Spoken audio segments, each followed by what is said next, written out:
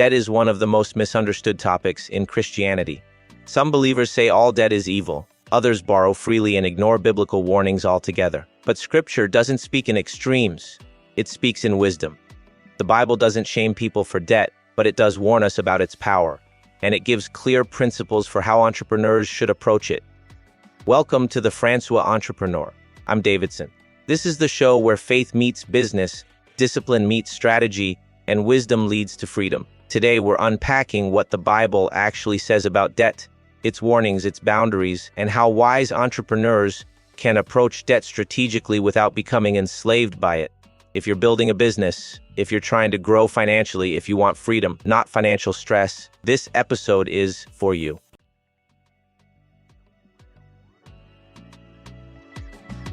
Number 1, the Bible clearly warns about debt. Let's start with what Scripture is very clear about.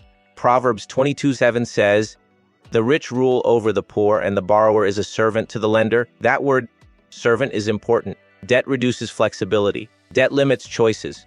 Debt increases pressure. When you owe someone, your decisions are no longer fully yours. You might want to pivot your business, but you can't because payments are due. You might want to slow down, but debt forces you to keep grinding. You might see a better opportunity, but you're locked into old obligations. This isn't an emotional warning. It's a practical reality.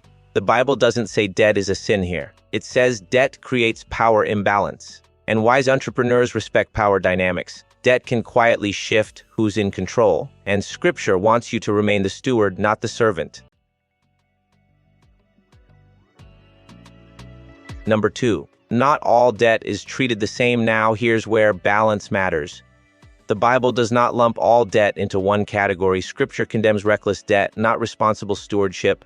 There's a difference between borrowing to consume, borrowing to produce, debt used for lifestyle inflation, to impress, to keep up, to consume. That's dangerous. But debt that produces income, serves others, solves real problems, is planned and measured. That's fundamentally different. Even in biblical times, resources were invested, multiplied, and stewarded. Jesus' parable of the talents shows us something important. God expects multiplication, not fear-based stagnation. The issue isn't borrowing, it's why, how, and what for. Wise entrepreneurs, will this debt help create value or just temporary comfort? Number 3, wisdom determines the outcome of debt. Debt itself doesn't create bondage. Lack of wisdom does. Debt magnifies whatever already exists. If you have discipline, debt magnifies discipline. If you have disorder, debt magnifies chaos. Without a margin, planning, self-control, a cash flow awareness, debt becomes a trap instead of a tool. Many people don't fail because of debt. They fail because they borrowed without understanding timing, risk, or repayment. Biblical wisdom teaches us to count the cost. Jesus himself said, "Who builds a tower without first sitting down to estimate the cost?" Debt should never be emotional, it should never be rushed, and it should never replace discipline. Debt is a magnifier, not a solution. Number 4.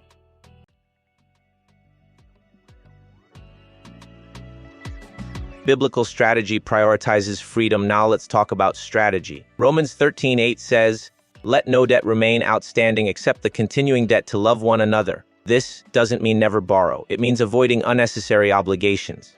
Biblical strategy prioritizes freedom. Wise entrepreneurs use debt sparingly, temporarily, intentionally, and always with an exit plan. Debt should have a timeline. Debt should have a purpose. Debt should move you toward freedom, not away from it. The goal is not accumulation. The goal is capacity. The goal is not leverage.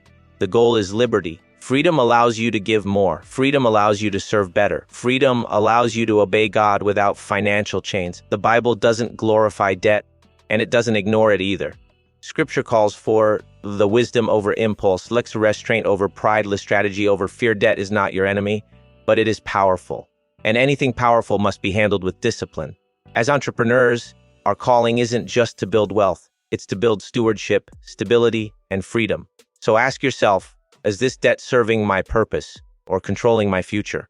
If this episode challenged you, encouraged you, or clarified your thinking, make sure you subscribe, follow, and share this podcast with someone building their future. This is the Francois Entrepreneur Podcast, where faith builds discipline, discipline builds strategy, and strategy builds freedom. I'm Davidson. and I'll see you in the next episode.